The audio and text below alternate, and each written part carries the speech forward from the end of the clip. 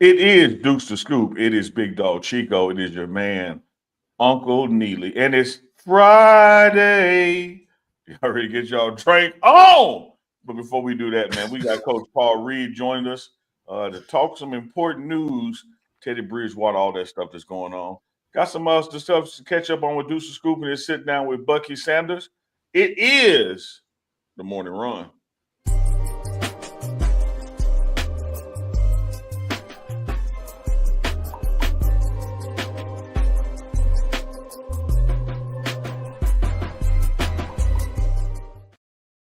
Yes, sir, with the blesser. We're back with another one.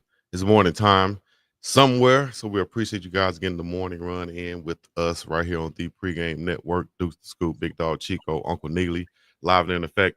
Make sure you get in the chat, join the conversation. Let us know where you're checking in from, with your city and your state, or even your country. You know what I mean? Let us know. Any topics y'all want to talk about, any questions, get in the conversation, get in the chat right now, and we'll make sure we answer those things. Duke's checking in from the ATL, Unc from the middle of America somewhere. I'm out here in the middle of the ocean. What's crackling? Good morning to you. Man, it's all good, fam. It's all good. Hey, shout out to the chat, man. Unc and Chico live last night. The chat was off the chain, going back and forth with each other. Expect that same energy today. When you come in, let us know where you're watching from. We love to see the chat interact, man. Y'all have really become a family out there on the Pregame Network. Y'all be talking to each other like you know each other for real. So check in. Let us know where you're checking in from. Deuce the Scoop, what's going on in ATL? And it ain't whatever it is. It ain't last week. Last week was so crazy, man. I think the weather actually been pretty cool. So I think it's, I don't know exactly what's going on outside. I think it's like kind of like a breather before things get started again. So I think this is probably one of the more chill weekends you'll catch in Atlanta. So for everybody that's in the A, man, you got to enjoy it. Go get some good food and enjoy this weather. Well, Dukes, I'm gonna tell you, my brother. Sometimes you have something with the hopes of not using it, but you got to have it on standby. I just wanted to let you know, you, not Chico, let you know. The hat is on deck. Should Chico go, it's on deck now. I don't want to have to use it. I just want you to know we got it. I believe you want to have to use it. I believe you waiting to use it. You can't wait to use it. Get that thing on deck. You got it like a flag, like a referee. Yeah, I don't want to be part of the game. I'm here to officiate. The perfect game is y'all don't see me, but every now and then Chico go crazy, and I had to go flag crazy. So I thought if I got to now. Hey man, you know what? Like I said it on Monday. I said, man, if it's already known that Chico go there, I'm not gonna say nothing. I said it. I said it already. I said I'm just gonna shake my head. I said I'm gonna have a little gesture. I said I might look over the glasses, but I'm just gonna. Hey man, you got to let a man be who he want to be, man. That's all. So Chico, I'm in support, man. Deuce, let me ask you something. I asked Chico last Appreciate night. Get your opine on it. All right. Caitlin Clark has announced that she is not going to be able to participate in the WNBA All-Star festivities, the three-point shootout or the game. It's going to be played in her city on her court. She did say, I'm going to be there, help the coaching staff. Maybe they'll mic her up and that kind of stuff. How significant of a blow is that to the market of eyeballs on TV that she won't be participating in the shooting or the game? I mean, regardless of everybody that talks about the WNBA players who in the past who paid their dues, who's really the best player, who paved the way for these ladies to be able to have this type of platform. The eyeballs go where the eyeballs go, and Caitlin Clark brings eyeballs. So I think it does hurt the game. I think being able to have her play is the whole reason why she's in so many debates, and why is she if I'm not mistaken, if she wasn't the leading vote getter, she was top 2, but it's why she's such a lightning rod for conversation. So regardless of the fact of how we want to shape this thing, she brings eyeballs to the TV screen. She puts butts in the seats. She said, like, when she comes to Atlanta, it sells out. And no disrespect to, what the Dream are building, but she's the draw in the WNBA for the most part. So I think it does hurt just based off marketing and the way that, the media coverage that she gets due to no fault of her own. So when something like this happens, it's not great for the WNBA as far as ratings go, but I mean, I think what it also does is it allows people who have the residual people who may have been going for Caitlin Clark, who've already made plans around this, to go see the great product that they have and that the WNBA is going to exist with or without Caitlin Clark. I love that last part. It's absolutely going to exist with or without her. But I think what you said also is spot on, that you might as well harness it because that's where the attention is due to no fault of her own. It's not like she's out there, self-promoting and making herself the face of the league. Madison Avenue, the media, the people who fall for clickbait, the people who watch sports shows, the three of us, we're making her the face of the league because we want to talk about it when she plays and talk about it when she doesn't. I do think that for the draw, they should find a way to whether mic her up on the bench or have her do some interviews or something. Since she's physically able to be there, just not physically able to play, you got to harness that synergy. Because like you said, man, that's where the eyeballs are. That's what the people want to see. And I don't fall into the standing on shoulders, trap conversation. Clearly, they have been great players in the WNBA before her, and there'll be great players after her. She is just the beneficiary of this perfect storm where she is a great player at a great time. And you didn't have, Twitter and Instagram when Cynthia Cooper was doing her thing, or Tina was doing her thing, or Cheryl Swoops was doing her thing, even though they did have shoe commercials. And so ain't no need hating on Clark because she fell into this space of the perfect synergy. So, I just say rock out with it and let it carry the wave because just like you said, Dukes, for the people who are going to be tuning in to see her, attending to see her, and even not realizing she's not going to play, now it's somebody else's turn to show, hey, this is why you should have been watching all the time. Give me the ball. Exactly. I like that. Good thing for them, though. At least she will be there and be doing her thing on the sideline. Teams representing. And Dukes and Chico, let me throw one more log on that the fire already burning. I shouldn't have to, and probably shouldn't. But at some point, man, before this hair turned gray, I just had to say, hey, man, damn, Eminem can rap, man. I tried to fight it, tried to say, well, man, who this white boy, but then just had to go like, you know what? Why try to fight it though? Huh? Why try to fight it? Because it's just same thing that's taking place right now with Caitlin Clark. It's just what people do when something counterculture emerges. When you have, I mean, they doing it to Beyonce with country music. Because she ain't country music to the people who are country music. And at some point you just go like, hey, damn, man, that's good. That's a good country album.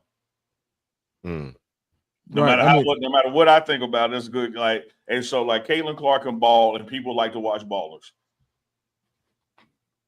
Yeah, I think to that point, like what Chico said, why do it? It's human nature, man. Like unfamiliar things. It's almost like what happened to Coach Prime. Like, people never wanted to respect him as a serious college football coach, no matter what he done in the past, because of the perception of him and what a college football coach should look like based off what worked in the past. So for him to come in and change so many things, and it's like, this has never worked because it hasn't worked. But man, it's the first person for everything. I think, man, Uncle Neely, you had a really good quote about a revolution started with evolution. Oh yeah. Every institution was once a revolution. Boom, there it is. So at the end of the day, it's like for Caitlin Clark to hoop the way that she's been hooping in the game that she has. I mean, it's the reason we call Jason Williams white chocolate. Yeah. We could have called him anything. We didn't have to call him nothing. You could have been Jason Williams. And it's the same thing. And I think to Uncle Neely's point, I think that was real honest and vulnerable. You feel me? Just to say, hey man, look, I may have been hating a little bit, based off, Oh yeah. So, that's part of me wanting Eminem to be one and done, but you mess around and just be like, let me just listen to it, and you like that. I think cold-blooded now. I think what I just had to go ahead and give it up is when he did that story, like the letter from a fan, Stan. Yeah, and told that story. I was like, okay, I was like, okay. That was dope. I just got tired of MTV playing it so much. That was one thing, But the songs that he had on his album was, I think, like the album cuts, I think really showed his range and what he could do. And then that Renegade with Jay-Z. That was one for me. Yeah, he stole that one. Was that on the Eminem show? Yeah, he stole that one. I don't remember which Oh, album. I can't call it. that But album had that one. I think Stan was on there, and they had Cleaning Out My Closet was the one. Oh Cleaning Out my My goodness. Closet. I hate to admit this one, but this one I like this one. Here we go again. But I like nah, it was called KILLU. Put it like that. I'm like, ew, you don't want no problems with me. Ew, you. Yeah. Anyways, yeah. Shout out to Eminem. Thought I was gonna have to. And Caitlin Clark. Chico, you started talking. I told you I look at you like the reader. Like, wait, he finna mess up. Hey man, WNBA on fire this weekend for the all the festivities and everything. But if you go to the NBA, a lot of stuff been going on there too. A lot of movements going on. We talked about this last night once again. I wanted to get Duke's thoughts on the most impactful move. Is it Dame going back to Portland, or is it Bradley Beal going to the Clippers? Those two, definitely Bradley Beal going to the Clippers. When you talk about a playoff team, a team, first of all, Dame Lillard won't be back until April. I think they said the fastest person to ever come back from an Achilles injury was 10.5 months, and that was JJ Barea. So if you just use that, that's the fastest guy who's come back from a Achilles injury to actually be play. We're talking April for Dame Lillard. So that's basically the whole season in Portland. Yeah, while they got Drew Holiday, they got some pieces, but I think Bradley Beal is going to be counted on to possibly start next to James Harden or be the guy as the sixth man. So he started the majority of the year last year in Phoenix, and just happened at the end. He felt him and Budenholzer fell out, but when you look at somebody last year, he had 17 points a game, but the way he got his points, man, probably I think he shot right under 40% from the three. That's really being a marksman, and I think that's what the Clippers would need for somebody who could actually help a playoff team. And by them letting go of Norman Powell, I think Powell went to the Heat, I believe, and after he had a career year, you're wondering like, okay, well, how do you replace that scoring? Well, when you have a guy like James Harden running the point, you need somebody just to set up and knock him down, and that's what Bradley Beal has been doing. And if you look at the way that he's basically transitioned his game from not being the guy in Washington to fit in, he's basically like a Ron Harper, in my opinion, where you saw a guy who was a top two. I mean, just in 2021, he was number 2 in the league in scoring. And so you get a guy who can fit his game for the betterment of the team, where now Bradley Beal can just go be a guy who can spot up, shoot. He played a lot of and play some defense and actually facilitate. I think Bradley Beal will probably have a bigger impact on the NBA next year. Now, the year 2, maybe Dame Lillard once the baby Blazers get a little older, but year 1, definitely Bradley Beal. I like that, the baby Blazers. I was kind of just even keel on it, BiggDogg and Dukes. Reason being, as you just said, Dame is not going to have any impact, the next 10 months whatsoever. And then I said, even though Bradley Beal is a player, I don't think he takes the Clippers. I don't think he elevates them in the West, because everybody in the West that you were trying to go up against also got better too. So it's not really like, for me, like, oh man, they got Beal now they're number 1 in the West kind of thing. Are they ahead of Portland? Like, no doubt about that. But when I look at, we still got Luka, the Lakers. You look what Houston added on. You look what the Timberwolves, still have. You look what Dallas has coming back, and you look at what the Nuggets and even Golden State have. I still don't see Portland or the Clippers with these trades accelerating past that group. But I do like the way you said baby Blazers, because the future is bright. No, for sure. Yeah. Clippers finished number 5 in the West last season. So you add that Bradley Beal, which Unc wasn't really high on it last night. Unc like, oh, that don't mean nothing. But in the grand scheme of things is what he was saying. But I really like what they've done. I think it fits a little bit better than even Norman Powell. Even, he was a great shooter in his whole career. So I think Beal fits better. He's more of a spot up shooter, like Duke said. But I think the key is going to be John Collins, adding him at the power forward spot, and Brook Lopez, which stretches the floor more for them which is something that their center Zubac couldn't do. So I think it brings a different dynamic for them. And Lopez's championship pedigree and history and experience, I think, adds to them also. So it's very hard for me to root for the Clippers, but I like what they've done in the offseason. Yes, sir. With the bless, sir. If you haven't gone to the website yet, go to the website. Use the code TMR10 and get 10% off at checkout right now. We got a limited stock of items on sale that you can get right now. Go check it out. TMR merch, Uncle Neely merch, Big Dog Chico merch, Dukes of Scoop merch, all type of merch on there. Go get you some. Check it out. Next topic. Where we going next, Unc? The ball is on you. Yeah, Deuce Scoop. You know, we always open up for questions in the chat. I see Southbound 3000 got a question for you, my brother. Dukes, have you had the chance to see or know anything about the new Buford High School Stadium? They're saying it's set up like an NFL stadium. Your thoughts? Buford, home of Alejandro Mata. And Montrez Walker. Man, all I gotta say is 60 M's. $60 million on a high school stadium. Crazy. It looks every bit the part. They got a really big game early. They got Milton coming in, which is a national powerhouse as well. They actually won state last year. They had probably 14 or 15 D1 players out of 22 out of their starters. So power 4 D1s. Like, so that's the class. So that game is gonna be set up like a college game. They really, really do a good job of promoting the football team locally at Buford. Buford is a city tuition school where they can get. So it's like they may not have the same restrictions as other players once you move as far as transferring. So if your family can afford to move there, you pay that bit of city tuition and you're able to play.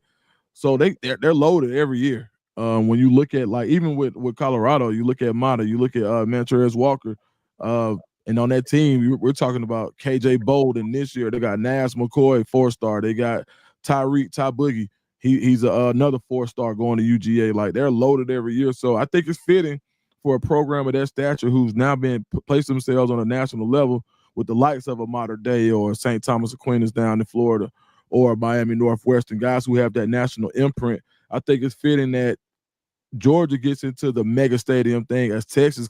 I would say Texas kind of started it as far as having high schools with the mega stadiums. So I think as Georgia kind of forces their way into where do the best football players come from, Georgia is now, even though they per capita they may not have the population, Georgia has now put itself squarely in that conversation for where do you go to get your ball players with Texas, Florida, and Cali. So I think it's fitting for Buford to be the landmark or the first one when it comes to having that mega stadium. You ask and you shall receive. Like we tell the chat, if you got a question for one of us, put it in the chat. Hopefully we get to it. If you want to make sure we get to it and see it, make it a super chat because those get highlighted. Otherwise, we may miss it. So if you got Q&A for either one of the three of us, or anytime we have a guest, put it in the chat. And if we see it, we'll get it. You want to make sure we see it? Super chat it up. Super. Project Pata. Why y'all let it run the likes up? The likes are free. All right. We 19 minutes in. Put them likes in. Let's take nothing. We made it to 19 minutes and y'all didn't. We had no pauses, guys. No pauses. Let's see if we can get to 21 minutes. Well, okay. Dude, you see the video clip I sent you last night this morning whenever I sent Here you go. Every time there's a pause, no. His mind goes straight to the BS. Dude, all we need is a pause in the show, and he'll just pew. I'm not gonna discuss it. They saw it last night. I just wanted to make sure Duke saw it. That's exactly what I did when I saw it. I just said, Nope. Nope.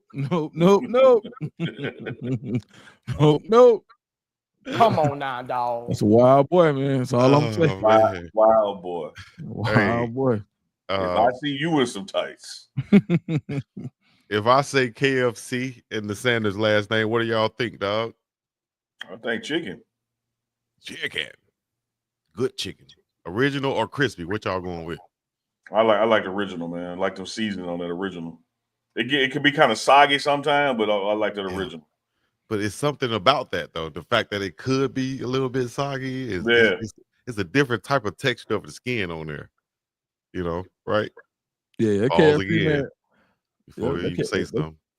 That KFC used to hit different back in the day, man. Like, so I think I'm glad to see that they starting to get back to what they used to be, man. I actually went and got some KFC recently. It wasn't bad, man. So shout out to KFC. Like we didn't have a lot of Popeyes in Atlanta back in the day. So when Popeyes came, it was really just KFC, Churches, and I don't know if y'all ever heard of Miss Winners.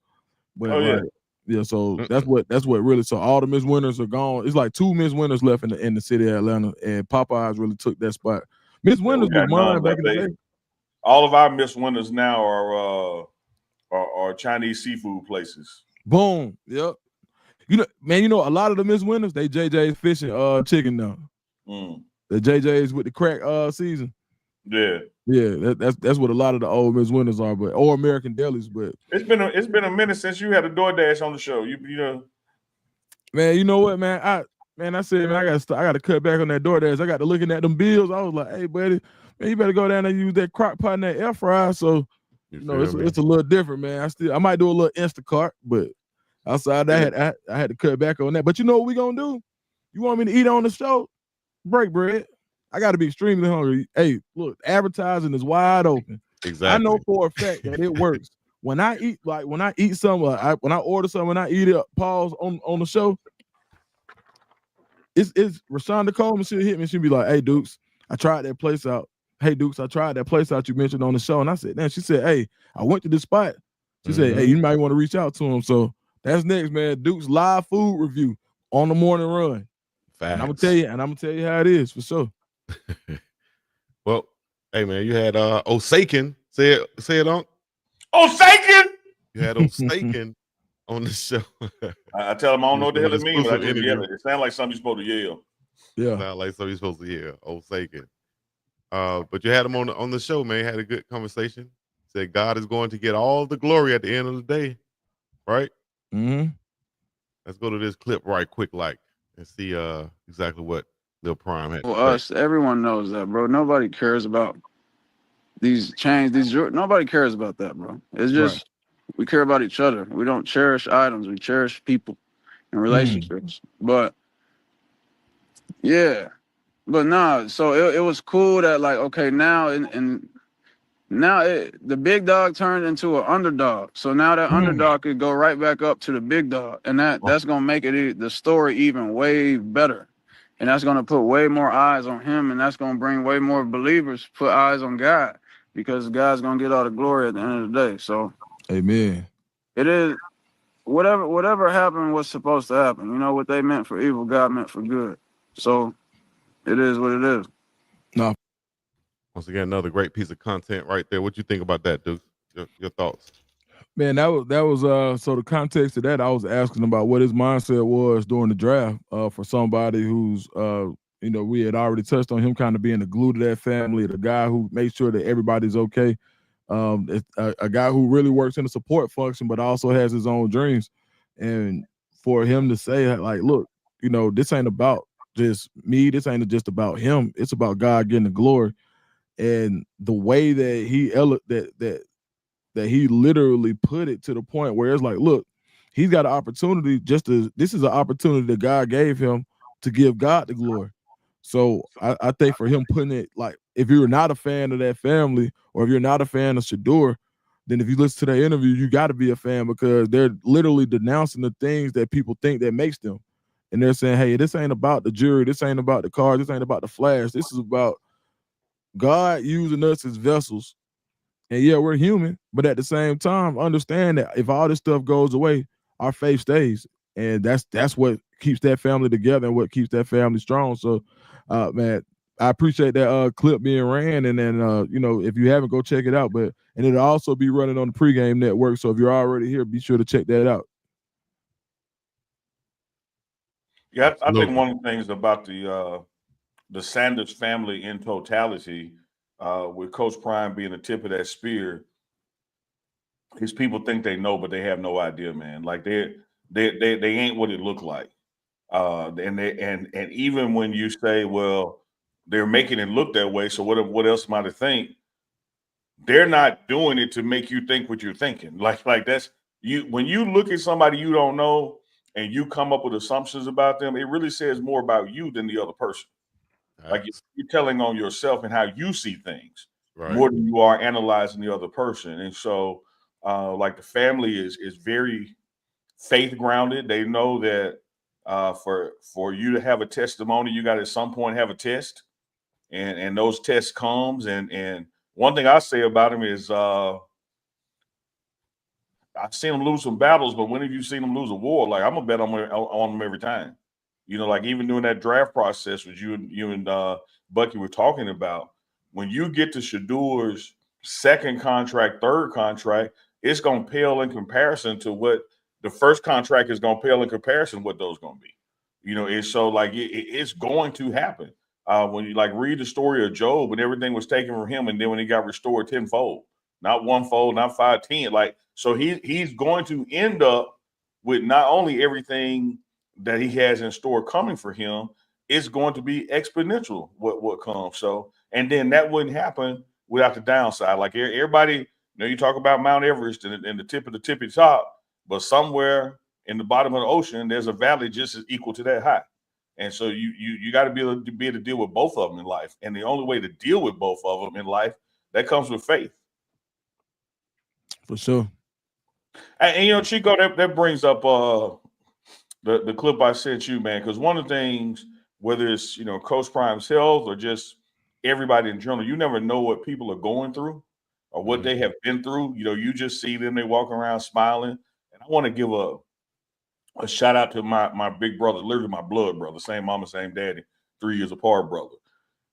The other day, he reached 17 years of sobriety on his journey to be, you know, clean and sober. And the first couple of times, Deuce, he was trying and couldn't get over the hump, but now it's been 17 years. So I out to a friend who's also a fan of the morning run and the pregame network because she battled some sobriety issues during her professional career and has set up, you know, foundation in a network called the Hopeaholics, you know, to help people to get over what the demons that they're fighting, seen and unseen. So this was a clip that was for my brother Kirby on his 17th sobriety anniversary.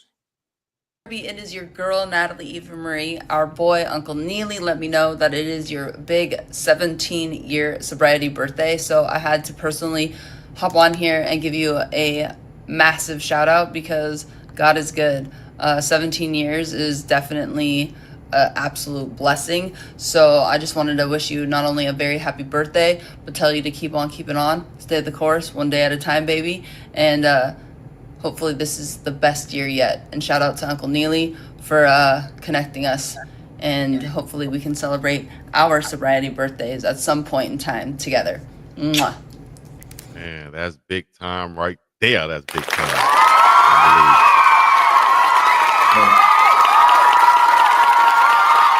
Shouts out to the Diva. For all of y'all who may not be wrestling here, is Eva Marie Evolution, WWE Diva. Probably got about 6 million followers on her gram. Has a podcast again called Hopeaholics, you know, where they recover out loud support group. Has Natalie Eva Marie Recovery. I think it's based in California. So y'all make sure y'all give them a follow support. Because like I said, man, you got people out there who are functional and it look like they're not going through something. But like Coach Prime has always said, and he says to the team, everybody going through something. So expect people some grace because just because you don't see it don't mean they ain't going through it. Man, big up to the big bro, man. 100. Sweet Caroline says she looked like a wrestler. She is a wrestler. I would say she did look like a wrestler. You know, sure. Anyways, we're gonna keep it moving, but congratulations once again. Appreciate everybody out there because we got a guest coming on right now. Uncle Neely, you want to introduce our guest that's coming on? Yeah, then I saw a super chat that was directed at me, and we can certainly respond to that super chat with this guest because we're gonna get into what's been happening down there in Miami with Teddy Bridgewater. We're gonna talk about recruiting in general. We could talk about C. Maven, his question to me with the Stars. Welcome, my man, my compadre, my brother, the other half of the big boys, Coach Carl Reed out of STL, is in the building. What it do, St. Lou? Hold on, I had you on mute. What's going on, my brothers? It's all good. It's all good, Coach Carl. How you feeling, man? Man, I'm feeling good. Before we get started, I do want to ask this question because I figured y'all would know. Between Shador, Bucky, and Shiloh, who won the KFC battle yesterday? I didn't see who won. I didn't see who won. They all had to give out 250, and I think it was going to be the first one to get through 250. We got to find out who the winner is, right? We got to. We got to find out. We did see a young lady pull up, say she was looking for I want Deion Sanders Jr. Well, he had. I saw that. I'm gonna stay out of that. That can get tricky. Yeah, and one of the things get tricky. One of the things I love, Coach Reed, a fan pulled up the one in Cleveland and made a derogatory remark about Joe Flacco, and Shador leaned out the drive-thru window and said, "Nah, Flacco, my guy, we ain't doing that." You know, you ain't gonna catch Shador up like that. He too poised for that. Right. So, Coach, I just got a question. We're gonna get to that, but while we had you on, because you're a high school championship winning coach, community football organizations, those feeder programs. You've been to the mountaintop, been down in the valley. You know all about it. I would say, Coach, that if you call yourself a coach and you ain't never give a kid a ride home or fed him when he was hungry, et cetera, you're probably ain't a damn good coach. But Teddy Bridgewater has been catching it down there about what he was doing just in human support of his players. What are some of your thoughts and takeaways on it? And how do we have rules that are punitive to taking care of children? Well, it's a tricky situation, and it's something that really troubled me because he was taking care of his kids in the way that he was supposed to. You can't expect a man of that caliber to lead your children and watch them fail, right? So the fact that he was a first-round pick, he played in the NFL for multiple years, he's coaching at his former high school where he played at and was a champion there also. So you got to imagine the relationships that he has in that community. A bunch of those kids are probably children of his former teammates, relatives of his former teammates, his own relatives. You're talking about a real close-knit family situation that's near and dear to his heart. So if you see kids that are not eating or not eating properly, you feed them. If kids need rides home, you give them rides. So some people will jump on there and they'll say, well, when we coached back in the day, we didn't give kids Uber. You didn't have Ubers then, right? You used to have to drive every kid home individually, which any man that has coached has had to do that before. If you've ever coached or volunteered your time or coached at even a higher level, you've had to take some kids home. You've had to monitor some situations that can get tricky. So your competitors are going to say, well, you had an unfair advantage because you were able to provide things for your kids that other people couldn't provide. Well, that's not necessarily true. I believe that most of the schools in Miami have a former NFL player or people that they can reach out to if they choose to that would help support those kids. They want you to run it through booster clubs. Every school, especially inner city schools, is not in a position to have a booster club. And you guys know this. When you start to say, well, I'm going to take $50,000 and I'm going to run it through this organization, or I'm going to run it through the school system in hopes that they give it back to us for the kids. Well, we know that that's unlikely, that the kids will ever see the money after that. So most men putting in a situation where they can make a change will make a change. A lot of coaches, I think why this is an important conversation because Teddy is in a position where he doesn't need the school, right? Mm-hmm. The school needs them. Most coaches are school teachers or they're attached to a situation where they really need the job. So they're under the thumb of the principal, of the athletic director, of the school board, the administration. So even when they know kids are not being treated well, they're not in a position to make change because their job is tied to that. You need people like Teddy Bridgewater who can be a true game changer and a champion for kids because he's not in the need for not only Miami Northwestern, but the Miami Public School District in itself. He has the stage and an opportunity to really impact change and change rules. Sometimes we have rules that were put in place years ago that don't apply today. Yeah. Right. And so these conversations have to happen, right, in order to impart change. But I don't know any decent human being that will see a kid in a situation where he's struggling and not try to offer some type of assistance. Yeah, Chico, Dukes, I want to hear from you all. And you said it there, Coach. One of the things that we know back in the days when NIL was a clandestine thing and recruitment was done in dark corners and rooms, Big word. rules are put in place to keep people from recruiting the best players to be on their teams. Like, you can't incentivize playing here like, hey, we'll make sure you got a ride or we'll take you to dinner, da. So I get the premise of it. However, to have a guy like a Teddy Bridgewater or any grown-ass responsible man, whether he be a biological father or not, if you're going to think I'm going to sit there and let a rule keep me from feeding somebody that's hungry, we just going to have to deal with the rule. Yeah. I think, too, we got to be careful on this. One of the viewers just commented, if this was Tom Brady, would he have been suspended? He would have if he was the coach at Miami Northwestern. They would have suspended him the same way. You have to understand, the rules of where you at and the things. But like Teddy Bridgewater, he wouldn't have cared, right? Because he's going to help kids first. But there's rules that are put in place all over the country in all 50 states that are not disproportionate to helping kids. But we have to remember, as an administrator, right?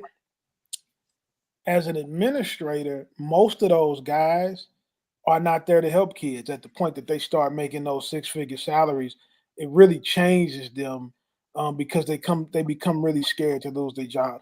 And when you challenge people, if you're going to be a person that challenges authority, if you're going to be a person that challenges systems, then you got to understand that you could be sacrificed. Hey, Dukes, you got a son that's playing community ball right now, up and coming, getting training. You've been a coach out there yourself and on the recruitment side. When you heard this situation with TB down in Miami, what was your thoughts on it? Folks tripping. Like, I think what he did was shine light on what's really needed in our community. Like I think what caused all the uproar was the actual dollar amounts that he posted. And it's like, oh, okay, well, you can't do that. But that needed to be seen. He's almost being a martyr for the situation, because when you come to the south side of Atlanta, where every coach has to come to get players, when you go to where Coach Reed's from in St. Louis, we even got little league kids that come play from St. Louis in Atlanta, and some of our best kids go to St. Louis. When you go to those areas, it don't look like Buford. Buford got a $60 million stadium, but we putting out the same. But on our side of town, we're putting out the same product on the field. Like Langston Hughes has been to the state championship 3 out of the last 4 years in 5-6A football.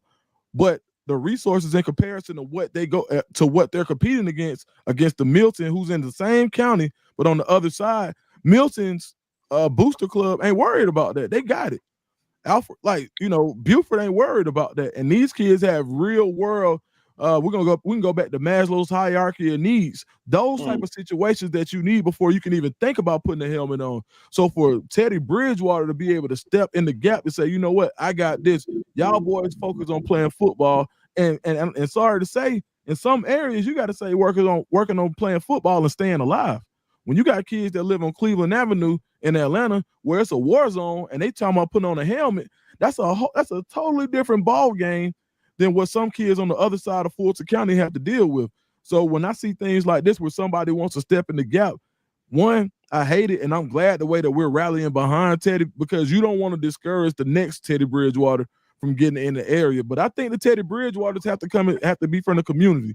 I think, man, Coach Steph said something, and he got some flack. A couple of people were mad. He ruffled some feathers, but it had to be said.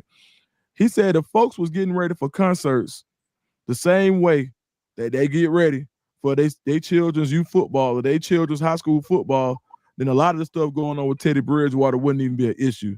And I think that's in our community, and I think that we can do a better job of supporting our kids. Where them fans at? They won. That's why. He could have been doing the same thing, self-reported. Could have been even probably more money. Had they been losing, I don't think it'll be a real issue.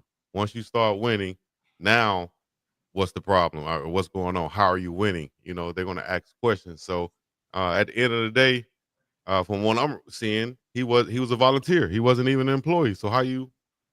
Well, that's a tech that we got to understand that that's a technicality. He's the head football coach, volunteer or not. He's the head football coach, and he'll fall under the rules and the regulations of the state of Florida. So what we have to argue is that the rules are not applicable to kids in those conditions, right?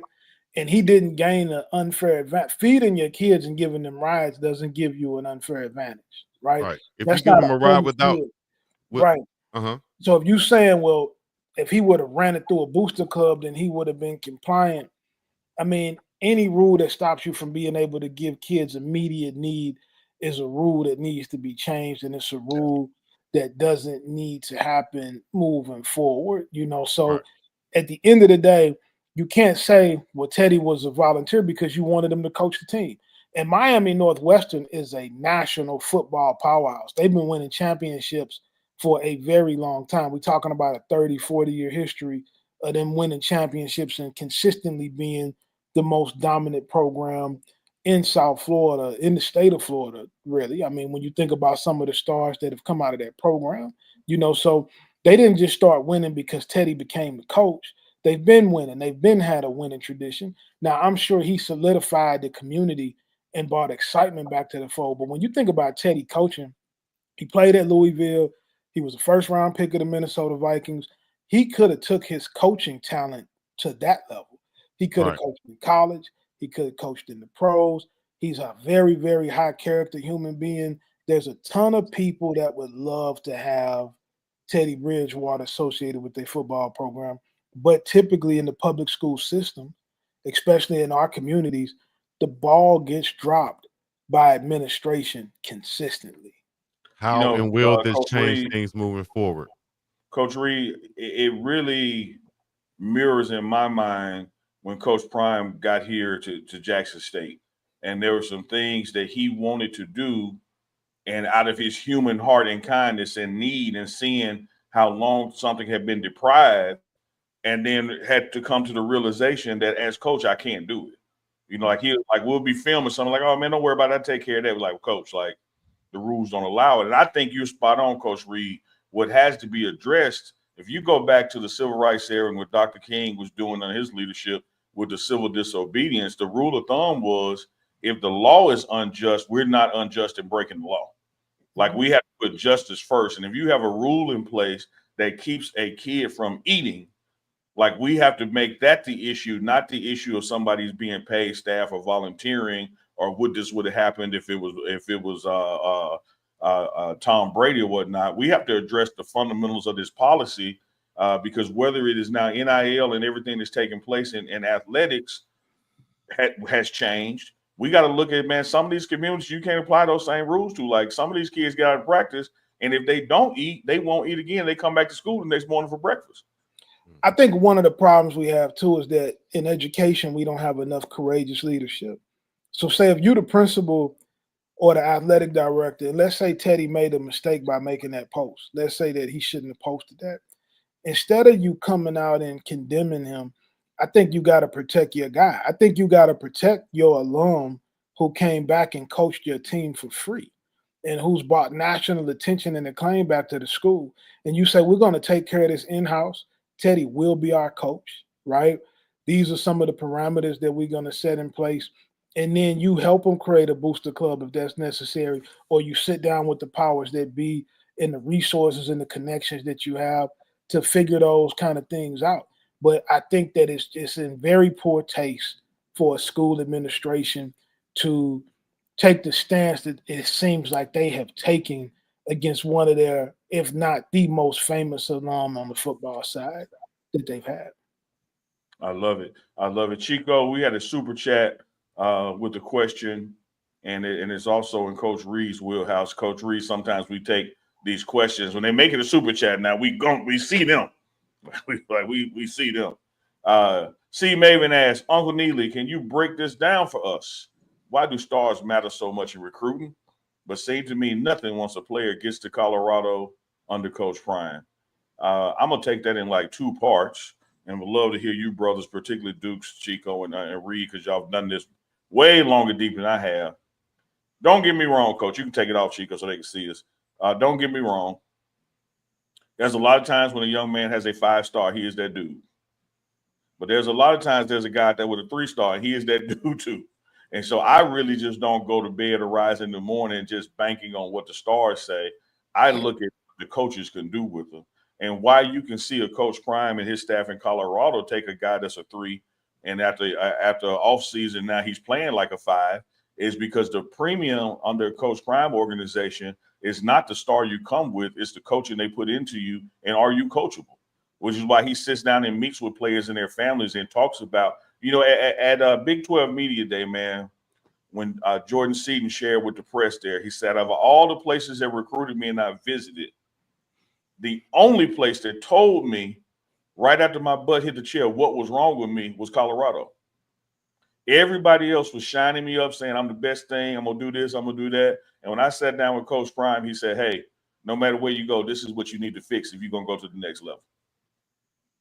And that's where you see the difference in a 5 and a 3 or a 4. It's because in Colorado, coaching matters. And some coaches out there don't want to coach no more, Coach Reed. They'd rather just get a guy that's a 5 that can play and let him play instead of develop him. Yeah. So on the rankings, now one thing to touch on the first thing you said, one of the questions I get asked most often from kids and from parents is, can you send my film to Coach Prime? I want to play at Colorado. And 90% of the time my answer is, I don't think that you can do that, right? Because he's uncompromising in his standard, right? And a lot of kids are used to being compromised. A lot of kids are used to people placating them and pacifying them, right? And Coach Prime is just not that guy.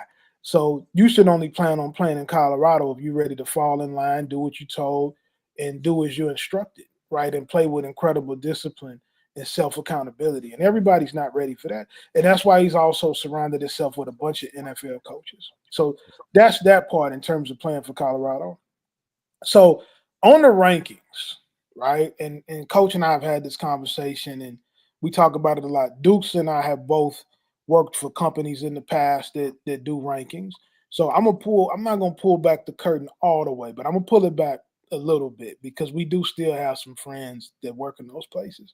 But you have to understand holistically that the rankings have an element that evaluations don't have. So when guys are going from college to the NFL, they're being evaluated. But when they're going from high school to college, they're being ranked, and it's not the same thing. Rankings have an entertainment value also, and the rankings companies have to make money through engaging content. So if a school has a bigger fan base or a more entertaining fan base that drives viewership, then kids that go to those schools will get ranked higher because that's what's best for business.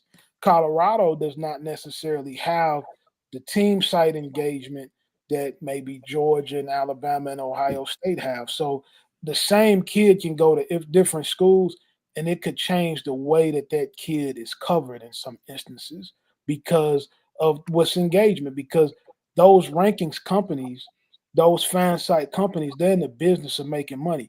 So it's not a personal thing. It's not an attack against Coach Prime, and it's not an attack against some of the schools that also get kids that were ranked one way and then the ranking gets changed.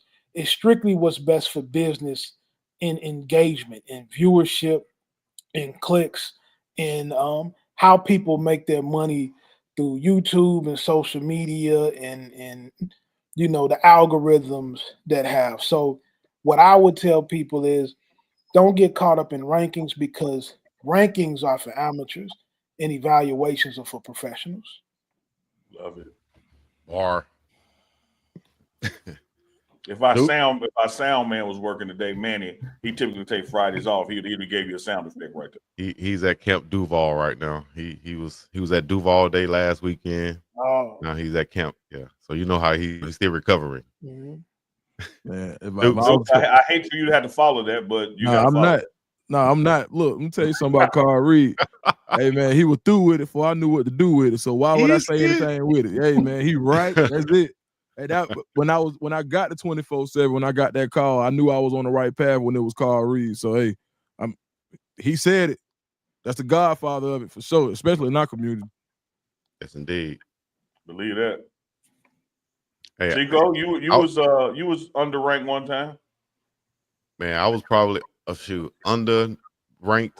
What's another word for under? Under that, and being under that too.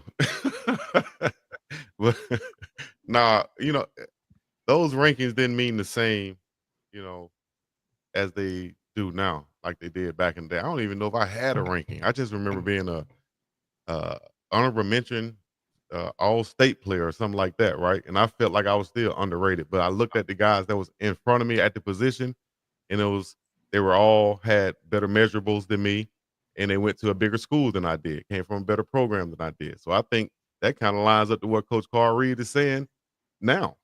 How they do the rankings and stuff. Had I came from a Hoover High School and had the same production, I probably would have had a higher ranking, and who knows, where I could have gone from there. So I would ask this question though: if I'm a 3-star guy, that makes up 50 to 60% of all the rankings, of all the players on the FBS roster, right? If I'm a 3-star, I'm ranked out there, but my recruiting is not leveled up like I thought it would be. How could I, get the attention of a Coach Prime or another coach out there of a school that I desire to go to? If I'm a 3-star out there, I have a 4.0 GPA, what can I do to separate myself or to get noticed now? The first thing you need to do to get noticed is you need to play great football. And so we lose sight of how good you have to be to actually get out there at that level in the Big 12, the Big 10, the SEC, the ACC, and be able to play football at that level. So where a lot of recruits miss out, and the reason we have so many transfers and the reason that we have so many guys that don't pan out to what we thought is they look at recruiting like a picture. But you got to look at recruiting like a movie because the scene is going to continue to change at every step. So if you're a defensive end, if you're a defensive end and they classify you as an edge rusher, you have to understand, well, what does that even mean? Am I a 4-3 defensive end? Am I a 3-4 outside linebacker? Am I a weak side jack? Am I a 5 technique? Do I need to be in a 30 front? Do I need to be in a 40 front? Do I need to play to the field? Do I need to play to a boundary? It's a lot of things that can happen in how you're classifying yourself. So you may want to play for school A, but from a systematic standpoint, you don't really fit what they do. And so coaches don't typically change who they are. So you have to have a deeper dive in terms of where you want to play and who you think you are and what you want to be. And so many guys, they look at the uniforms, they look at the weight room, they look at the girls, right? They look at who they like. But we don't have enough guys that are looking at, I'm going here to play football. How do I fit into this equation as a football player, right? Enough guys don't look at that. I'm a quarterback. Am I a dual threat? Am I a pro style guy? How do they play on offense? If the coach has always had dual threat guys and I'm a drop back guy, I probably don't fit.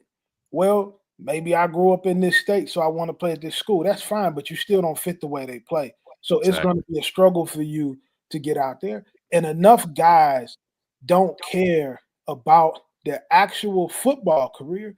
And now because you've added the money to it tricks the situation up a little bit because now what if somebody pays you more money but you still don't fit?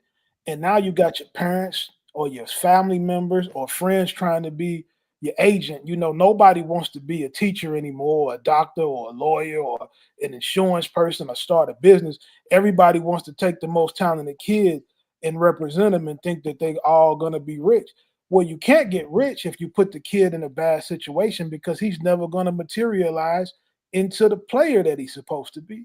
So you got to look at it from such a deeper view than what people look at and say, well, my kid's a 4-star, he's a 5-star, and he's going here. That really doesn't mean anything. Remember, don't look at this business like a picture. Look at it like a movie, because things are going to continue to change every step. Right. Love that one. That rating ain't nothing but a little prelude, little trailer for the movie, you know, because it means nothing once you get there to camp. It's the same way when you get drafted in a certain round in the NFL. Once you get to camp, dog, that don't mean anything because it's time to perform. Yeah, and you got it, and they're at such a disadvantage because you got players that are making a lot of money now. They're buying expensive cars, but what happens when you don't make it to the league? So now, when you don't make it to the league, so let's say you've been making $250,000 to $300,000 a year. You went and bought this expensive car, right? My nephew, I'm not gonna say his name on here. Dukes knows, and my nephew, like, he went and got a car. I didn't agree with the kind of car he got. Me and his father, we had a little round the way about it. But you go get this car. If you don't make it to the league, how you gonna pay for it? You've been making $250,000 the last year. Well, now you got your degree, if you got it, and you need a job, and you're gonna make 60,000, 70,000 if you lucky. You might make 40,000. Well, how, like, that's a huge wake-up call. Well, you just touched $1 million, $2 million in the last 4 years. Did you save any of it? Did you invest any of it? Did you make any moves as a businessman? Or did you just buy a car and bought your mom a house and took care of your boys from back home? You got to really smarten up, man. You got to really handle these responsibilities that you got with some care and with some discipline. And you got to put a team around you that's going to help you grow, that's not going to shrink you. Right. Man, that is Nah, the truth. man, I agree, man. It's an all SEC linebacker, and he's so impressive to me because I ain't gonna say his name, but he made about $500,000 in the past year and a half in NIL, and he went out and bought a 2017 Infiniti. It was a great car, under 15,000 miles. He was like, the lady barely drove it, but that's what he drives around. And everybody on that team got Hellcats, Challengers, AMGs, you name it. And I asked him, I said, why you buy that? He said, shoot, man, I just bought. He said, I would have bought it if I didn't get that NIL money. I said, man, like, and I look for that guy to be, no matter how his career goes, I know he's gonna be okay because he's grounded in his mindset. And I'm not hating on the kids. I'm not wanting to get off my lawn. I want them to ball out, but man, just have some from somebody who done gotten into some money before and didn't do right by it. Well, take care of that chicken. What Marshawn Lynch said, man, take care of that money, man. Right. For sure, because at the end of the day, when we always go talk about what you got to show for it, and I go back and look, shoes that ain't in style no more, clothes that's not gonna be in style by the next season, all these sections and bottles for women who don't care nothing about you, and they're gonna be in the next section as soon as you're not popping no more. Like, the worst feeling in the world is to be the man who got everything around you, and then you call some of the people who were so enamored by your presence after you can't do the same things you were doing and being hit with that ugly truth of who they really were to you. And I hate for our nephews and our family to have to go through that. But sometimes seeing what they say, the game is to be sold and not told. So at the end of the day, we can tell them all we want to, but it's still, just because they may not pick it up don't mean that we're not gonna tell them. So man, kudos to the four of us, because I know that's the same message that we putting out into the community. So we still got to put it down whether they pick it up or not, right? For sure. Man, yeah. If once you get all that money, you buy a big car, you got to pay for the tags, insurance, upkeep. Well, first thing is, Chico, I was answering Tracy's question in the chat. When you get that money, the tax man coming in 12 months. Tax man. Oh boy. And they coming. Ooh, That ain't free money, that's income. Coach Reed, how many conversations you done had about, man, I ain't know I owed this much? Man, 200, 300 of them in the last 6 months. Yeah, you better put it aside because they coming for it. For sure. Yes, indeed, man. Coach Carl Reed joining us right here. Y'all know Coach Carl Reed, the legend. Coach, I think we got, a minute left, Uncle Neely? Well, if y'all want to keep it going, we got all the time we want. We don't want to hold Coach too long, man. Y'all got any questions? Now, I know Coach got to drop off, but Coach, man, we always appreciate you coming by. Can't wait till the season starts, not only because it's going to be football season, but one thing about football season, that also means it's big boy season. So the big boys will be back in a couple of weeks. Looking forward to that weekly segment with you, Coach Carl Reed. Y'all know where to find him. You see his @ right there on the screen, @Coach Reed Live. He drops some shows on his Twitter Live, his Instagram Live, and YouTube. Always has a good panel discussion. If you ever want to do some deep thinking on this thing we call college athletics and high school football, he is the man that knows recruiting, evaluation, and coaching. Because they be sleep, Coach. You don't want to tell them. I let them know you want a state championship. You ain't just over like Chico just talking, from Bible school. Man. You need it. It was a great time back then. Yes, sir, Coach. Coach, if the phone ring, you'll go back to it? No. I'm done. I'm done with it. Yes, Coach, real quick before we get out of there, you a 5-star. Let's say you get $1 million in NIL. You 18 years old. Carl Reed, offensive lineman. What you doing? What's your first purchase? Bitcoin. Woo. Preach. Easky. He ain't lying. Bitcoin. That's my first purchase. For sure. And then get some XRP and some Nafulu tokens. So listen, I just saw one of the viewers comment on Bucky with XRP and how he ran that bag up. When this show is over, I'm hitting Bucky, and he got to educate me on the XRP. He got to get me up to speed on it. XRP, XLM, they going crazy right now. They say he put a certain amount of money on it. I think I got that amount of money laying around that I could add to me some XRP. So I just got to let him educate it on me. I'm gonna tell you, when you get it, just forget you. Well, one thing you do right now, write down the password to your wallet now, because you can't never get back in it without that. But when you get it, forget you got it. Just walk off. That's what I'm gonna do with it. Yeah, absolutely. But I do want. I'm about to get out, but I do want y'all. We need to know this today. Who won? We need to know who won. Was it Bucky? Because I made a side bet with somebody on who I thought was gonna win. Right. And so I'm either gonna get paid today or I'm gonna have to pay somebody out. So I need to get these results as soon as possible. Already. We're gonna keep them updated on Twitter. Find out who won the KFC chicken battle. All right, fellas. Thanks for having me. Appreciate you, Coach. Appreciate Coach you, Coach. Paul Reed out of STL. I'm always reminded. One half of the big boys. DJ Quick, just like Compton, said moving on to St. Louis, where they country is with gold teeth in their mouth, but they still know what's up. Yes, indeed. They shouted out St. Louis back then. Oh man, because St. Louis is just like Compton. You ain't lying. Shout out to the STL, man. And shout out to the SEL too. The 27 SEL. What's that? Selma? Yes, indeed. You feel me? I don't know. Somehow Selma was gonna get mentioned.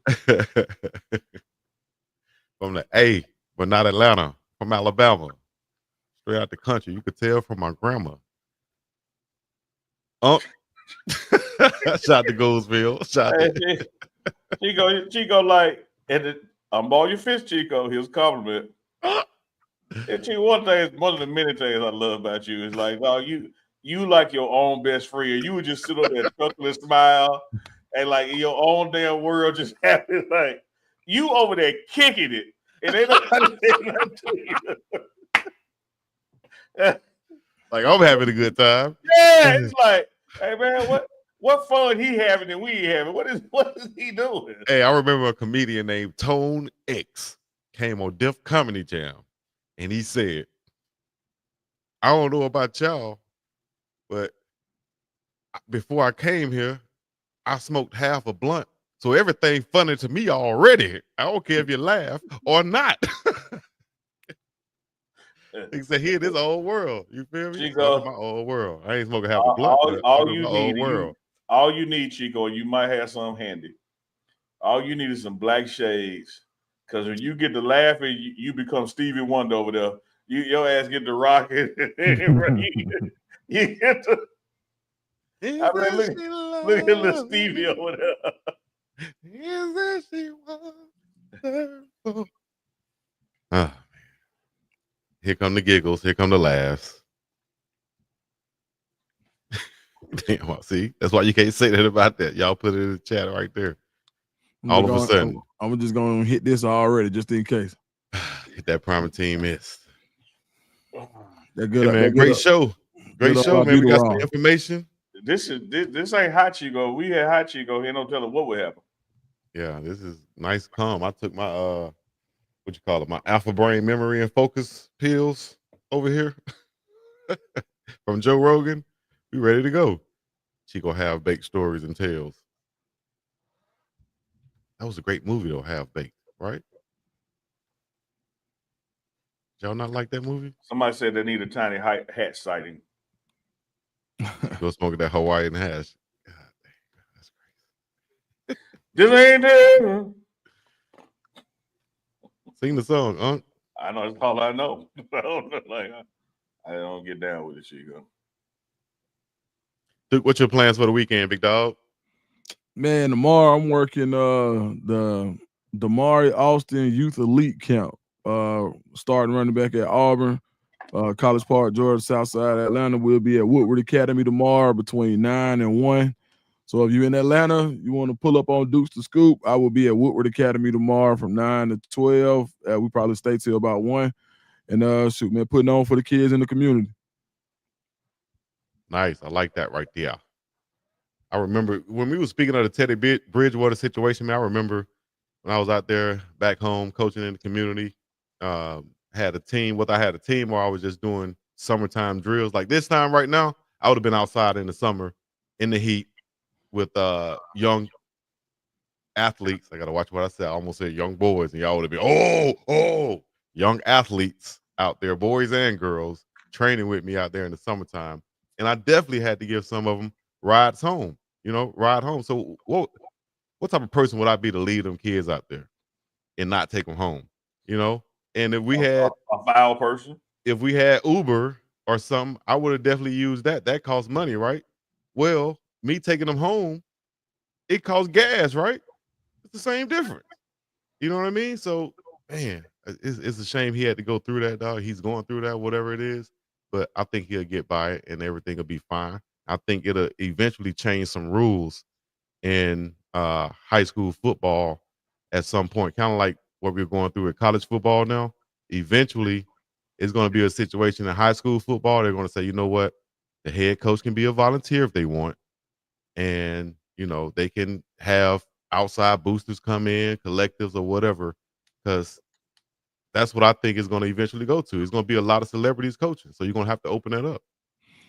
And what I like about, and this is the problem like that I have with it, because if you look at everybody who played at Miami Northwestern, if you literally just go look at Miami Northwestern alumni, man, you read that list out, it's ridiculous. I mean, even we were talking about Mel Bratton being up there with Coach Prime when we were up there for Pro Day. Shoot, he went to Miami Northwestern. I mean, the heritage there is so incredible that for he to be one of the main guys and a younger guy to step up that way, we just got to continue to support him so we don't scare other guys that in that lineage in the younger generation. We call Teddy Bridgewater young compared to us, but for people like him that have done it since the 2000s, or for them to want to be involved, because right now all they doing is making people not want to be involved, because how are you going to persecute somebody for doing the right thing? But, man, we don't get weary when doing it right, so we're going to continue to support Coach Bridgewater. But Coach Dukes, that's what I want to say to you is that I'm going to give my brothers and my people the same assumptions that Chico tried to give his man Aaron Rodgers. I think part of the reason that you got the historic guys that you just named that are older than us, Coach much older than Teddy, is that the BS was in the game when they tried. So that's why Teddy ain't the first one. He's the first one doing Twitter and Instagram. And so when you see people get alienated and dissed and have to jump hurdles just to help somebody, it's easy just to help in another way or just find somebody else to help, But I do agree that some rules are gonna change from this, that good will ultimately come from this. And like you said, Ted is just the martyr of it, and totally agree with Coach Reed that it from internally from a school perspective could have been handled better. Because again, I look at Coach Prime at Jackson State, and there was a lot of things that he wanted to do when he first got there that he didn't realize, part of the reason it hadn't been done is because institutionally it's against rules. And so what you do is you just have somebody, with them, around them, and it kind of co-counsel like, hey, we can do this, we can't do this, or we can apply and get this waiver, this, that, and the other. There's ways around things to get it done, and that's how he got it done at Jackson State. There's always ways around it. I think we had some super chats, Chico, that emerged after that one that Maven sent in. Got a couple of supers. Let me see. Is it that one right there? Big Beats Franklin. Yeah, Beats Franklin. Put Kesha Love name down for steak and chicken at the pregame barbecue. One thing we can do, we can adjust the budget because she know how to get double the meat for half the price. We learned that last night. So we got a $500 meat budget. We're gonna get $500 meat for $250. Big Beats Franklin again with the $2 super chat just because I don't like being number 2. LOL. Might be talking about the top fans because right now the top fans are C Maven at number 1 and Big Beats Franklin at number 2. Coming in number 3, Miss Dawn Duncan. Louisiana Glenn at number 4. Scorpion Queen 73 is at number 5. That's the top 5 right now. So hey, y'all go ahead and to the run chat, them lights up. And to Dukes who may not know what we're referring to, last night became some form of confessional for our friend Kesha Love. She just talked about all the scamming she's doing at the grocery store and stealing meat and changing prices. Dukes would have said last night after reading that, he would have said, "Oh man, she went to Usher Bowl. This is my confession." Dukes would have said, "Hell, you talk about." Hey, the way she broke it down, dude, she said she used to do this, do that, get it like this, and she broke it down all step by step. Like, damn. Okay. Shout out to Kesha. Teddy Bridgewater need Kesha Love. Hey, boy, one thing about it, they say you always need a Kesha in your life. You ain't lying. I thought that's my type of girl right there. You Well, resourceful. say if her first name got an A sound, sound at the end, she a headache. Latonya. Keisha, Elanisa, Tamika. a headache. Tamika. Portia, I'm looking at the That's she child right in. Right headache. If her name ends with headache, she gonna give you a headache. I tell you what, they made Tylenol for a reason. Dukes, I don't know how we're gonna transition to this one, but well, you got another like super. Big Beach Franklin, $5 super. Okay. Double Blessed Twin Mommy said she would be a great meat preparer. she in the chat. She gonna get your ass. Oh, that's right, Carlton Webb. I forgot to do. She ended the show. Kesha, I said, I was talking about crazy women. Kesha Love ended the show by saying she crazy, but she got good cat. Look at Dukes. Dukes, tell us about this hire right here from the Auburn Tigers, War Eagle. No, that's so that's my man Kenyatta Watson. So this is crazy. So that's not really a hire. That's really him being welcomed to Clutch by none other than somebody who just left this show. So for the guys who don't know Coach Carl Reed, if you look in his bio, it says execs and coaches. Carl Reed is probably one of the most up and coming guys when we talk about working for a sports agency in the entire industry. Absolutely. And it got so big that he didn't even have time for 24/7. So man, my man Kenyatta, they just making the announcement of him going to Clutch Sports. So shout out to him. To Clutch, my bad. And shout out to Coach Carl Reed for sure. Director of Recruiting, Research, and Strategy. It's amazing what you can accomplish with reading, Chico. But it's also amazing what you can accomplish just by highlighting extra ish that you ain't got to highlight extra ish. I just said my bad. Damn, it happened. But I saw the post. You feel me? You saw. I saw the post. I wanted to put it up there. All right. Damn, it happened. You ain't read. But hey, Manny, write that down. That's another one for Uncle Reed. I'm saying that's my grandmama told me. What she tell you, Dukes? No, I was focused. No, ask me, Dukes. Say what she tell you. What she tell you? I seen. Actually, Duke, what she tell you? I seen her sticking a $50 bill in a book and putting it on the bookshelf. I said, "Mama, see what you doing?" She said, "It's the last place a ninja ever looked." Man, what you talking about? You want to hide something from an N-word? Put it in the book. What they used to say. That's what they used to say. Chico ain't gonna pick that book up. Nope. I pick it up. Anyways. I just wanted to get back to the Kesha Love comment where she said she's crazy, but she has a good pet. Yeah, so that was it just- seems that like was- all the crazy girls have good pets, right? Okay. That what Kesha Love said. She testified last night to that. What do you think? What do you think? Man, from I think I mean, crazy. do they have the best pets out there? I would say this. I think you got to define crazy. Everybody's crazy isn't the same. Everybody's I guess perception of what crazy is different. But when somebody declares crazy and having a good pet in the same moment, I think you gotta believe them. Unsolicited. She was not asked this. You gotta believe her. So just like we ain't asked her about stealing that meat, she volunteered these stories. Yep. So if we I think we need to probably have another show based around this, maybe after midnight. We're gonna invite Miss Love. Morning run after dark. Morning run after dark. We're gonna invite Miss Love because late night you run. just gotta figure it out at this point. Like, look, you see the red flag, you see the stop sign. Mm-hmm. But man, on the other side, you see that pet. And you know what that come with. Why must I be like that? Why must I chase the cat? I'm telling you, buddy. What's in your Ooh, what's it? Hey, Louisiana Glenn said he 224 ounces in with some jack. Listen to the best podcast. Hey, shout out to Louisiana Glenn. And he's number 3 in the top fans right now. He's moving on up. But Big Beast, frankly, shoot, he got 750 extra points right now. He's number 1 in the league right now. C Maven, AI, number 2 with 550 points. Louisiana Glenn, everybody else, they got 150 and below, rounding out the top 10 of our top fans for today. Sometimes crazy cat is fun to play with. Kenneth Hudson. Damn, Kenneth Hudson, man. We talk about pets on the show. We talk we about a lot of good football. Chico, Dukes. Let me tell you what we gotta do. We need to have a tailgate at the games. No. I just wish we could be in 3 places at one time. No. And I'm gonna tell you why. You on the right path of where I was going, but I'm gonna tell you why I'm against that. Okay. I'm working in. I don't have time to play.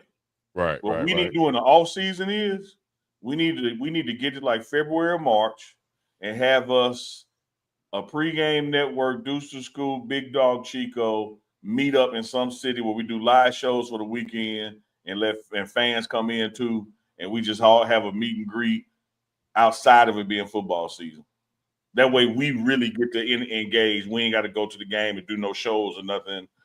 We can kick it. Only if they have those big oversized boxing gloves there. And I ain't gonna lie to you, this might be a first, but I'm trying to figure out how I can give Kesha Love a super chat. He's scared. We scared. I'm scared. Let me go slide on out that thing too. Like, oh man, but let me tell you something. Now let me relax. It ain't no. Shoot your shot. The lane open. Look, we moved out the paint. Hey, the lane open. You asked for ISO. You got ISO. You just shook the point guard, get to that and dunk that thing, dude. Hey man, all I said was I don't know if it's a way you can send a super chat on here. It ain't it ain't. All I know is when somebody comes out to say crazy and say I'm crazy, and then I'm one of them dummies to be like, Chico, I need to touch the stove. Chico. Yeah. I'm one of them dummies. Like, what you say? I'd be like, what? I'd be like, what you say? What you say? Don't believe you. Let me not say Chico. Smush Parker. When you see Kobe do this, let me get your ass out the way. This nigga just said Smush Parker, dog. Y'all did for one, you disrespected my dog Smush. For 2, you disrespected whoever you try to call Smush over here. For 3, you're disrespecting my Lakers. Chico. Smush. Get your ass out the way, let I got your Smush.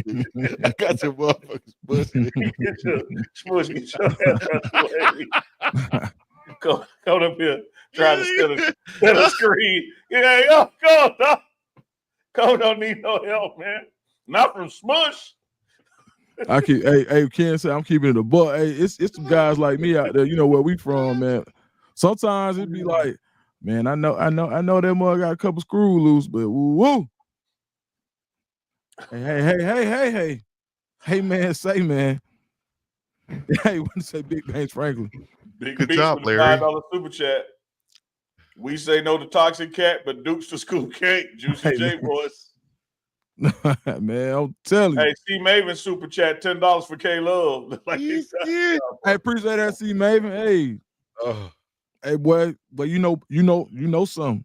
Yes, run sir. them up. boy, Run them up. Smush Parts and Chico just to let Kobe come in here and take it, woman. Man, come on, man. Hey, Kobe let said, me go and do this. Get out the way now. Hands out the way. Ice up. Hey, Ice up. Dwight Howard, get out the way. I wonder who your comeback was going to be. He done told Dwight to get out the way. That's messed up, man. Can't disrespect my Lakers, dog. Kesha No Love mean. got a $5 super chat, Chico, if you want to drop it on the screen.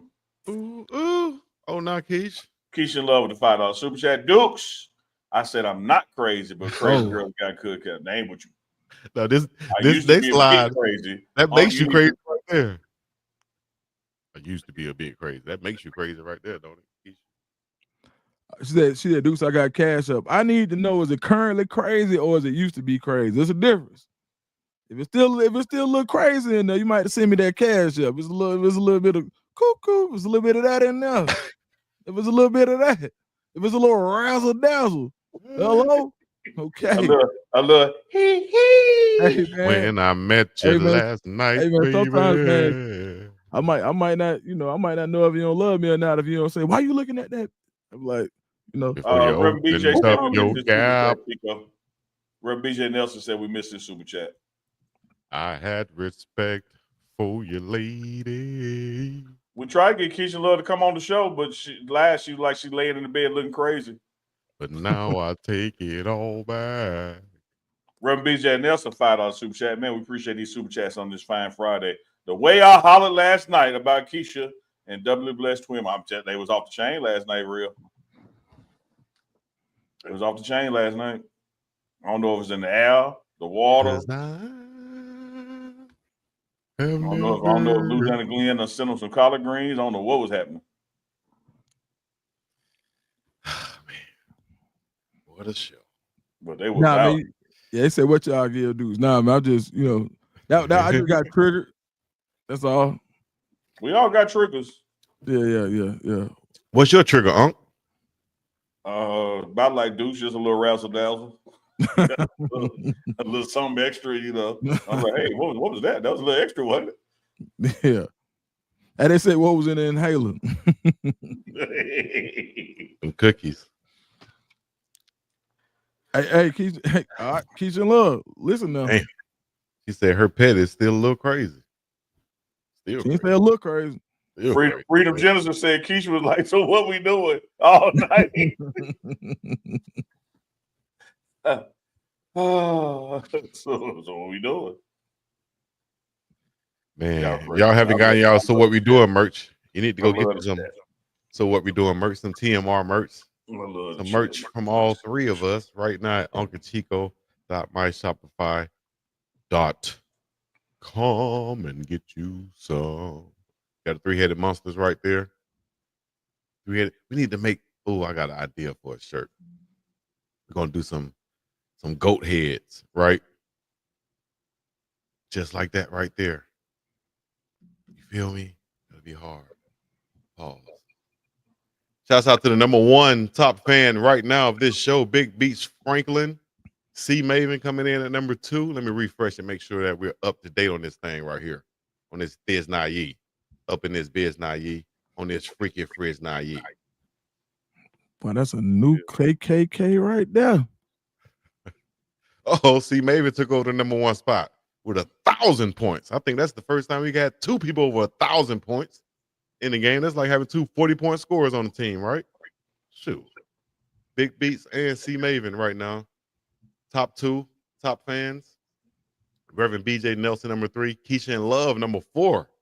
And Louisiana Glenn dropped 2 spots to number 5. Ella Nilsson coming in number 6. Scorpion Queen, Miss Dawn Duncan, and Mr. B8314 rounding it out right now. Go to the website if you haven't already. Hey, man, we can stay on this thing longer, but I know y'all got to go. Y'all got things to do, people to see. You know, I do want to give a quick shout out, Chico, as we wrap. 2 quick shout outs, actually. One football, one family. Football first. Say the best for last. Man, shout out again to Coach Swayze. Today was the final day of strength and conditioning, summer 1 and summer 2. And man, what he has done is a breath of fresh air in the program under Coach Prime, and the guys embracing his standard and work that he's put in front of them. You're talking about in 10 days from now when the football team is handed over officially to the football staff. What a wonderful job Coach Swayze and the strength and conditioning staff has done getting them ready. Then my second shout out, man, is on this July 18th. Happy birthday to my mama, Ruby Neely. Today's her birthday, man. About to go kick it with her for a second. Might even smoke one. She down. We'll see. she ought to spank your, you know what, just for the sake of it. Hold on, Chico. I'm gonna let's call her. Call her. Yeah, let's call her. They'll just give you a nice spanking for old time's sake. I'm gonna call her. I'm gonna call on speaker and say, see if she want to smoke one. See what she say. Oh, you say she don't smoke no more, huh? She don't. Why are you putting peer pressure on it then? What kind of son is you, dog? You don't do that. She might not answer. She might. Hello. Mom, what you Yeah. doing? Get ready to set my butt down on the chair.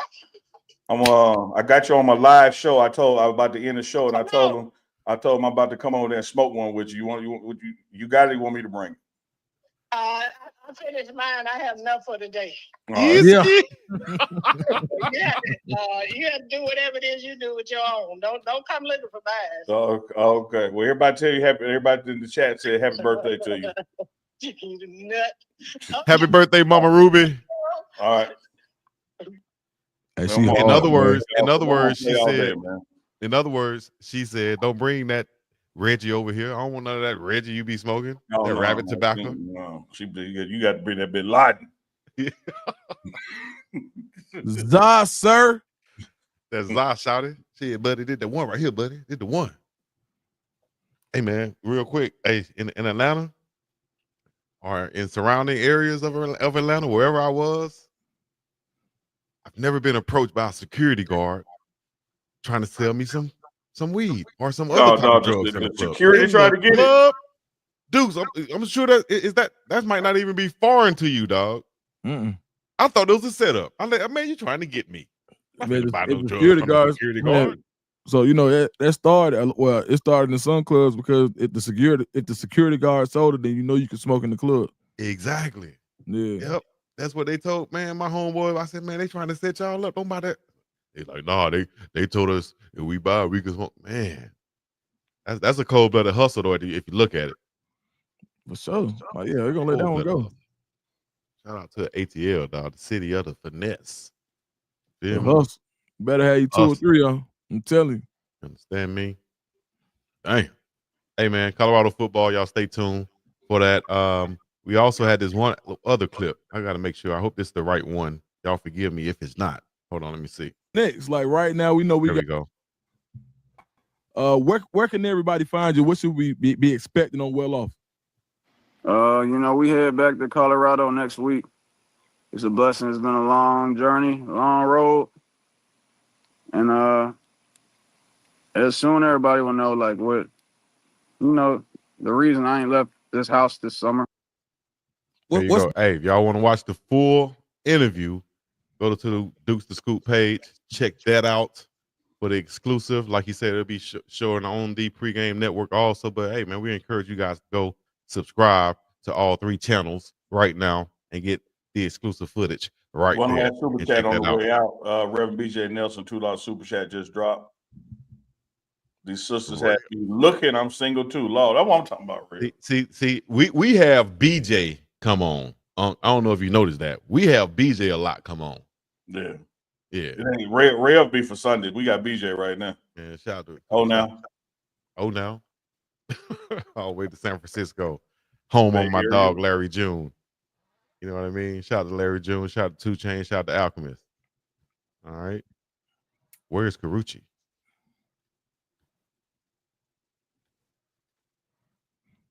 Hey, Wayne, see y'all done tempted the church. Hey, man, look, he got to find a wife first. So he's saying he looking. I know that's right. Shh. I see you looking. What you looking at? Kiss Snow in the kitchen with his cooking ass. You feel me? Yeah. Man, you know what? I usually wouldn't do this, but Dukes brought it up a couple shows ago, and I didn't have it ready. But I said, F it, I got it ready now. I got a couple little clips from BiggDogg Chico. You just ain't got nothing to do. Getting CTE pause.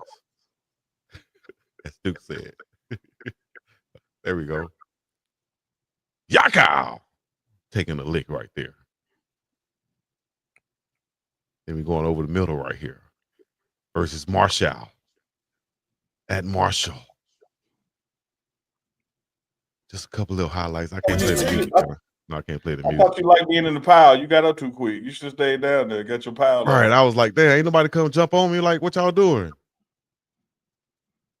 It's crazy, man. Chico crazy, bro. You feel Chico crazy right there. Yeah, you're right. Hold up, what? You got a damn Brian Boswell shoulder pads. Hey man, sometimes you just gotta remind yourself that. But hey man, watch. Hey, look at Chico. He dapped the hell out of this dude. Hey, watch this. Chico like, yeah, get up, yeah. Then but it was like, hey man, good job. He was like, yeah. Hey man, like my shoulder pad all messed up under the jersey. Yeah, boy. That's a good way to use the hands. Seam route, always money. They must have been in cover 3. Boom. Man, it's crazy because some of the stuff when I went back and looked at this that y'all pointed out, I never even noticed or even thought about. Like you said, the way I hit his hand. Uncle Neely talk about my shoulder pads. Man, wait, watch him right here. Yeah. And then he was like, hey man, he was like, hey, chill out. Hey man, watch out now. And I was supposed to score on this right here though. I see Hack had to put it where he put it at. Great throw. I had to go get it, but watch this right here. If I would have stayed up, I could have scored. No damn balance. You ain't working on mobility in all season. That's right. Then this guy right here, but I will say this for all football players out there. Over and over and show you got the heel knocked at you over and over. Why you got that? You showed that once and moved on. But a lot of people don't realize when you switch the ball right here, just naturally, and still be able to get off that tackle right there. That's that natural football instinct right there, dog. That's that Emmitt Smith. When Emmitt Smith used to switch the ball like this and still be able to stiff arm, had that ball in the outside hand. I learned that from Emmitt Smith. Got to look like a real ball player right there. Yeah. All right. So that's Jason Allen right there. Caught me on this one. Shout out to the legendary Pat Sullivan. Hackney on the rollout. Wham! Couldn't slow down. That still hurts to this day.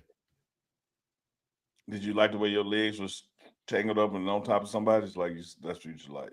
Yeah, that was the best part about it. That was the best part about it. All right, that's what we'll get right there from little BiggDogg Chico highlights right there that Dukes mentioned a couple shows ago. So I just had to bring it up.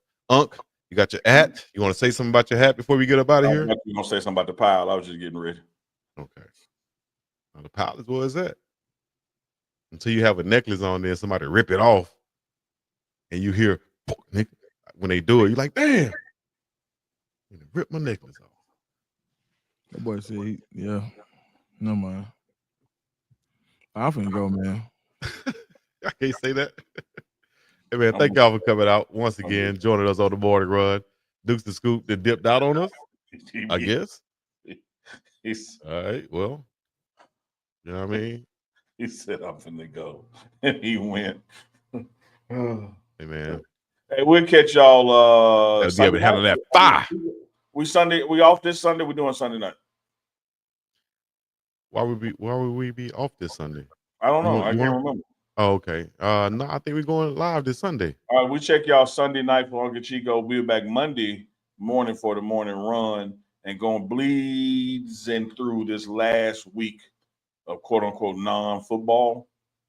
And then back in Boulder after we got the next. So it's football time in America. Y'all have a great weekend. Be safe. Smoke one time. Smoke one with your dog. They don't understand the pile is where it's at, dog. You feel me? That's what I'm just. Y'all tripping. You're going too far now, Biggs. It's about the scrum and the scruffle.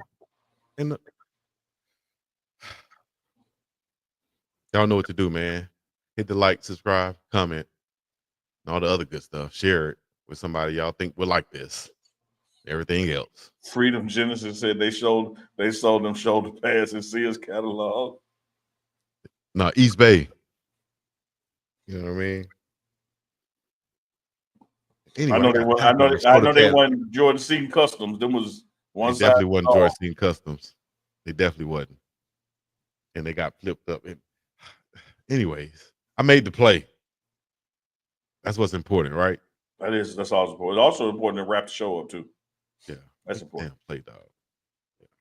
Thank y'all for coming out once again and being in the chat and joining us. Manny, just play the outro, okay? Thank you. Peace in the Middle East. Here you all.